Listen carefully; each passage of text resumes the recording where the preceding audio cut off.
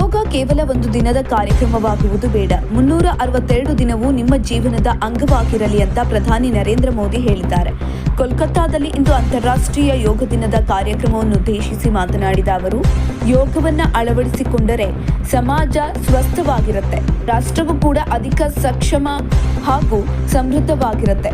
100 ದಿನಗಳ ಆನ್ಲೈನ್ ಯೋಗ ಕಾರ್ಯಕ್ರಮವನ್ನು ಆಯೋಜನೆ ಮಾಡಲಾಗಿದ್ದು 130 ದೇಶಗಳ 30 ಲಕ್ಷಕ್ಕೂ ಅಧಿಕ ಮಂದಿ ಇದರಲ್ಲಿ ಪಾಲ್ಗೊಳ್ಳಲಿದ್ದಾರೆ ಅಂತ ಪ್ರಧಾನಿ ಮೋದಿ ಹೇಳಿದ್ದಾರೆ.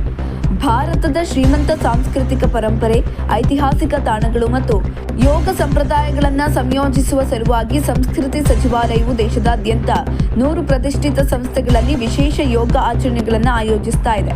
ಈ ಉಪಕ್ರಮದಡಿಯಲ್ಲಿ ನವದೆಹಲಿಯ ಕೆಂಪುಕೋಟೆ, ಉತ್ತರಾಖಂಡದ ಹರಿದ್ವಾರ, ಒಡಿಶಾದ ಕೊನಾರ್ಕ್, ಕರ್ನಾಟಕದ ಹಂಪಿ, ತಮಿಳುನಾಡಿನ ಮಹಾಬಲಿಪುರಂ, ಮಹಾರಾಷ್ಟ್ರದ ಮುಂಬೈ, ಬಿಹಾರದ ನಳಂದ, ಗುಜರಾತ್ನ ಅಹಮದಾಬಾದ್, ಉತ್ತರ ಪ್ರದೇಶದ ಸಾರಾನಾಥ್, ಲಡಾಖ್ನ ಲೇಹ್, ತೆಲಂಗಾಣದ ಹೈದರಾಬಾದ್ ಮತ್ತು ಅಸ್ಸಾಂನ ಸಿಲ್ಚಾರ್ ಸೇರಿದಂತೆ 12 ಪ್ರತಿಷ್ಠಿತ ಸ್ಥಳಗಳಲ್ಲಿ ಪ್ರಮುಖ ಆಚರಣೆಗಳು ನಡೆಯಲಿವೆ.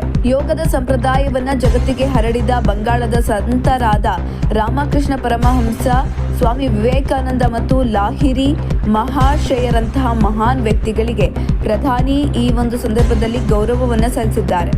ಯೋಗವನ್ನ ಕೇವಲ ವರ್ಷದ ಒಂದು ದಿನಕ್ಕೆ ಅಥವಾ ಒಂದು ಕಾರ್ಯಕ್ರಮಕ್ಕೆ ಮಾತ್ರ ಸೀಮಿತಗೊಳಿಸಬಾರದು. ನಾಗರಿಕರು ಯೋಗವನ್ನ ತಮ್ಮ ಮತ್ತು ತಮ್ಮ ಕುಟುಂಬದ ದೈನಂದಿನ ಜೀವನದ ಭಾಗವಾಗಿಸಿಕೊಳ್ಬೇಕು. ನಿಯಮಿತ ಅಭ್ಯಾಸದಿಂದ ಮಾತ್ರ ಯೋಗದ ಪೂರ್ಣ ಪ್ರಯೋಜನ ಪಡೆಯಲು ಸಾಧ್ಯ ಅಂತ ಮೋದಿ ಒತ್ತಿ ಹೇಳಿದ್ದಾರೆ. ನಮ್ಮ ಗುರಿ ಹೇಗಿರಬೇಕಂದ್ರೆ, ನಮಗೆ 20 ವರ್ಷ ಇದ್ದಕ್ಕಿದ್ದಂತೆ 40 ವರ್ಷ ವಯಸ್ಸಾದಾಗ ದೇಹ ಹೆಚ್ಚು ಸುಲಭವಾಗಿ ಬಾಗಬೇಕು.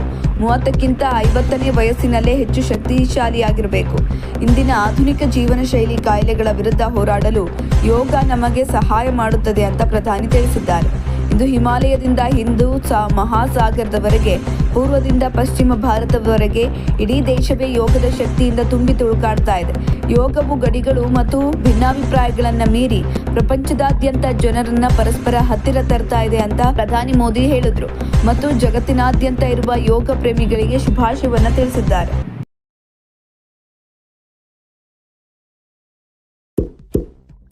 ಇಂತಹ ಇನ್ನಷ್ಟು ವಿಡಿಯೋಗಳಿಗಾಗಿ ಲೈಕ್ ಮಾಡಿ, ಫಾಲೋ ಮಾಡಿ, ಶೇರ್ ಮಾಡಿ.